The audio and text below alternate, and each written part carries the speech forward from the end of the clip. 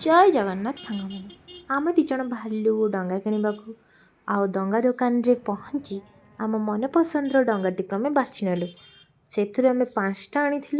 आउ से भाई आमर पैक करदेले आम डंगा नहीं कि पहुँचलु तारिणी होटेल रे सेठी पहुँची आम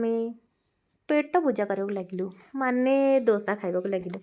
तापरे सेठी से भाई डोसा बनौले आमे घर को दीटा पार्सल नापी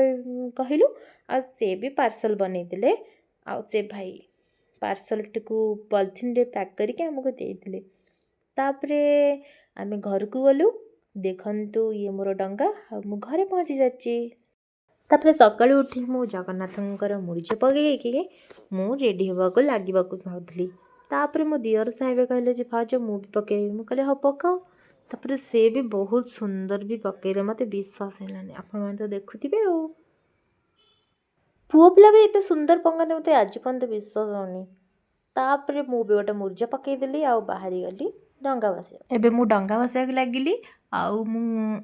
गाइली जे अका मा बई पान गुआ थोई पान गुआ तोरो मासक धर्म मो जदि आपको भिडियोटी भल लगी ताले निश्चित लाइक शेयर कमेंट और सब्सक्राइब करने को भूलिए। जय जगन्नाथ।